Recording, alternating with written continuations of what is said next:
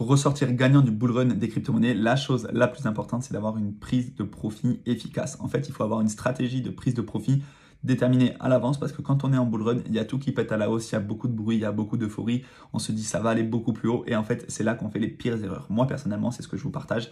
Sur le cycle de 2021, ça a été ma plus grosse erreur. Non pas d'investir au mauvais moment, non pas de choisir les mauvais projets, mais surtout de ne pas réussir à vendre mes crypto-monnaies. Je n'ai pas pris suffisamment de profit et ça, je m'en mords les doigts aujourd'hui, surtout sur des altcoins qui ne remonteront pas à leur ATH et ça, c'est extrêmement difficile à encaisser.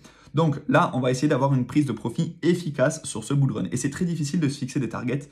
Est-ce que je vends à 90 000, à 100 000, à 130 000, à 150 000? Si jamais ça touche jamais les 130 000, comment je fais parce que j'avais pas prévu?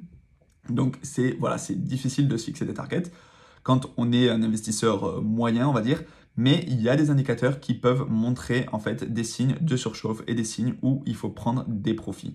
Parfois, on est dans une phase de surachat et c'est à ce moment-là que tout est euphorique, tout le monde pense que ça va monter beaucoup plus haut et c'est là que nous, on prend nos profits parce qu'on est smart.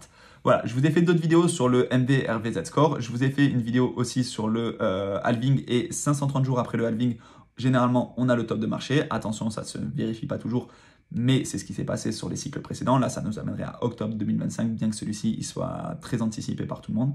Et donc, forcément, c'est compliqué parce que tout ce qui est anticipé est généralement pricé à l'avance. Sur le RSI, qui est généralement, quand il est trop haut, on est dans une phase de surachat et donc de potentiellement où il faut vendre. Et le MACD, pareil, quand il y a un croisement, ça peut être un indicateur intéressant. Là, on va parler du P-Cycle Top Indicator. Donc, on ne va pas trop rentrer dans les détails. Je vais simplement vous montrer ce graphique qu'on peut trouver sur le site Bitcoin Magazine Pro. Mais c'est en fait le croisement de deux moyennes mobiles. Vous allez voir la courbe orange, la courbe jaune, pardon, elle est généralement sous la courbe verte. La courbe verte, elle est tout le temps, enfin généralement au-dessus du cours du Bitcoin et au-dessus de cette courbe jaune. L'une des choses importantes à regarder, c'est quand il y a un croisement entre ces deux courbes. Et ici, on va voir qu'il y a un croisement entre la courbe jaune et la courbe verte. Et là, on voit qu'on est sur un top de marché. Ici, c'est la même chose. En 2018, c'est la même chose. On a un croisement entre la jaune qui passe au-dessus de la verte pendant quelques instants.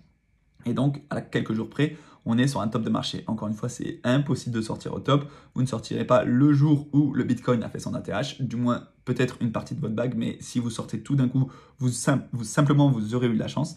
Et c'est en tout cas un moment où on se dit, là, il y a peut-être un coup à jouer, il faut peut-être commencer à vraiment prendre des profits de manière agressive. Ici, c'est pareil, ça se rapproche, on approche du top du bull run, et dès qu'il y a un croisement entre la jaune et la verte, alors le croisement, encore une fois, il est très court juste ici, mais est-ce que je peux zoomer? Je ne sais pas si je peux zoomer. Ouais, on va voir si je peux zoomer. Non, je ne peux pas zoomer. Ok. En tout cas, quand il y a un croisement ici entre les deux courbes, là, c'est encore une fois un top de marché. Donc, ce n'est pas parce qu'il y aura un croisement entre ces deux courbes qu'il faudra tout vendre d'un coup. Mais encore une fois, c'est un indicateur parmi d'autres qui peut nous permettre d'affiner notre prise de décision, à savoir prendre des profits. Voilà. N'hésitez pas à aller voir les autres vidéos où je vous explique en fait les autres indicateurs dont je vous ai parlé. Il y a une chose aussi très importante, c'est le Crypto Fear and Greed, mais je vais vous faire une autre vidéo dessus parce qu'on en parle souvent, mais on sait très peu comment l'analyser. Voilà, donc si vous avez des questions concernant cet indicateur, n'hésitez pas à les poser en commentaire. Si vous avez des indicateurs, vous, qui sont pertinents pour savoir plus ou moins si on est dans un top de marché ou si on est plutôt dans un bear market, n'hésitez pas non plus à les partager en commentaire. On est là pour s'entraider, pour se serrer les coudes et donc je vous ferai des vidéos probablement sur ça. Et moi, je vous dis merci d'avoir suivi la vidéo. À très bientôt. Abonnez-vous. N'oubliez pas de laisser un petit like. Ça fait toujours plaisir pour l'algorithme et ciao.